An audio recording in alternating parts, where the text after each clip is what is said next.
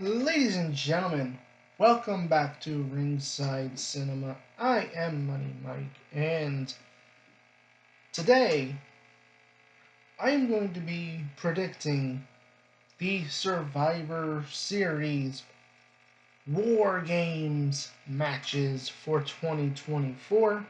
I will look at the men's and the women's and kind of see what the options are. Obviously, I think at this point, based off of what happened on SmackDown, I think we know the obvious route that is going. But the question will it be 4 versus 4 or 5 versus 5? I have a scenario for both of those.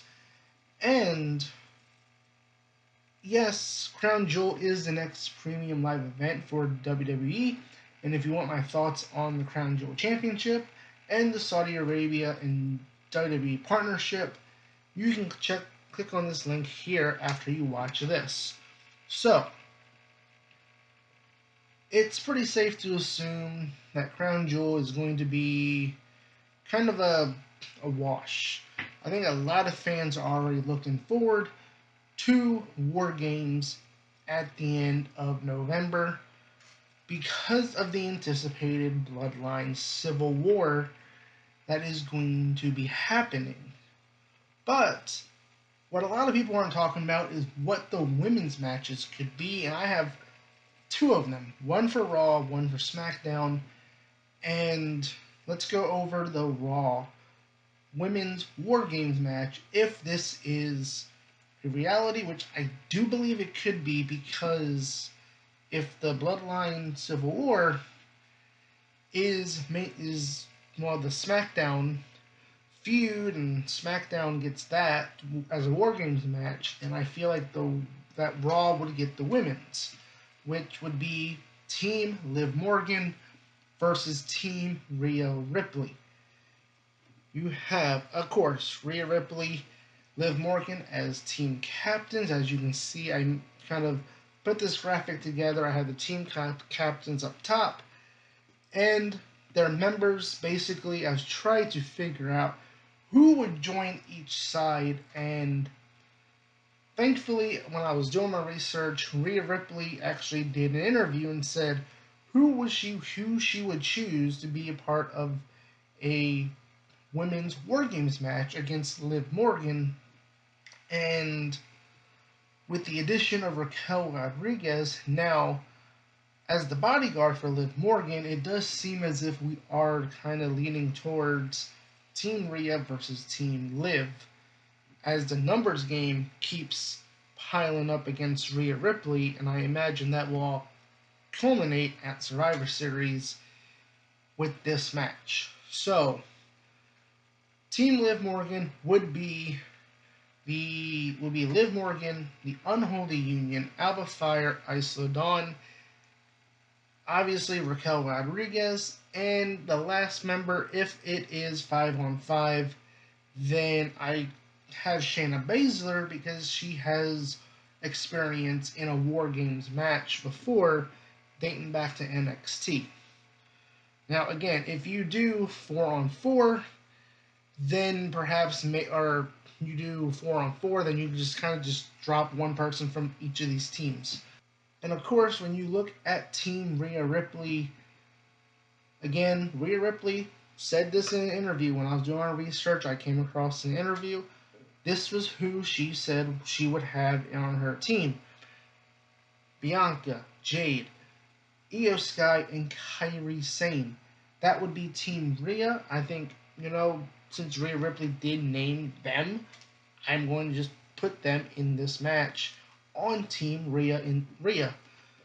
Looking at the SmackDown side of things, here we have Team Bayley versus Team Nia Jax. So again, it was kind of hard to figure out, if one of these matches happens, because again, it will only be one women's War Games match. So you could take your pick on who gets the women's War Games match. But if the Raw one does not happen and we get the SmackDown Women's War Games match, then yeah, this would be what I have put together. So you got Team Bayley being Bayley, Naomi, Minchin, and of course Bianca and Jade, because honestly, I don't like. I know there's still tease and tension between Bianca and Bayley, but WWE loves their "can they coexist" storylines. So yeah, we're gonna put them in the match here. So yeah, that's Team Bayley. Team Nia Jax is, of course, Nia Jax. You got Tiffany Stratton, Miss Money in the Bank. Could she be Women's Champion by Survivor Series? That is going to be a interesting scenario at Crown Jewel. Next, you have Chelsea Green, because number one, it's in Vancouver, so she needs to be on this card. Even if you don't have Bianca and Jade in a War Games match, at least do Chelsea and Piper versus Bianca and Jade for the women's tag titles. But yeah, Chelsea Green, Vancouver, she needs to be on the card in some form. Then you got Piper Niven, and then you got Blair Davenport, who I added in because there is some history dating back to earlier in the year where Blair Davenport was feuding with Naomi and Bayley. So I feel like she would be a good fit for this team. Comment below, which one would you rather see? Team Rhea versus Team Liv, or Team Bayley versus Team Nia Jax? Now, before we get into the men's War Games matches, hit that like and subscribe button, as I produce weekly wrestling content here at Ringside Cinema, and my next live stream will be Survivor Series November 30th right here on the channel. So you do not want to miss the return of Ringside Cinema Live. So let's look at the men's War Games side of things, because at first I thought maybe you could do a Judgment Day War Games, but the storylines of where everything is going leads me to believe that we're not going to get that. So it's basically down to whether or not the Bloodline Civil War is going to be 4-on-4 or 5-on-5. And so when I look at those cards here, and I'll start here with the 4-on-4. So as you can see, I have Roman and Solo, team captains, here in this match. You got the original OG Bloodline, as you have Roman, Jimmy, Jay, Yeet, and Sami Zayn. Which is why I'm wearing my honorary Uce t-shirt, because it's time for Sami Zayn to become an honorary Uce once again. Now they have already started the build. We saw this on SmackDown. Jimmy said, "Hey, we need help." Roman, he said, "No Yeet." So I'm going to be curious to see how they get to Jay and Sammy getting involved. Is Cody, who I guess based off of what happened on SmackDown, I guess he's done with the Bloodline for at least until WrestleMania season, which I am hoping so, because you don't really need Cody in this whole Bloodline stuff until he's facing The Rock or Roman, whatever the case may be. So get Cody away from the Bloodline stuff. I thought about putting him in this match as well, but I decided, based on the whole thing with Cody and Kevin Owens, Cody is definitely not going to be involved in this. So, Roman, Solo, team captains, OG Bloodline versus the new Bloodline. Now, I do have a scenario where a 5-on-5 with The Rock. Now, do I think The Rock is going to be at Survivor Series in wrestling? No. I mean, it would be a surprise. But given the whole, stipulation, the carnage involved with war games, I don't think Hollywood would like it if The Rock was in a match like war games. So yeah, they'd probably be like, yeah, we can't risk him getting injured and delaying our movies. So yeah, but I could see a way where this is 4-on-4, but at the end of the match, just like we saw Bad Blood, Rock comes out, but The Rock is revealed as the mastermind behind the new Bloodline, and he cost the OG Bloodline the match, which would then set up Rock versus Roman for WrestleMania.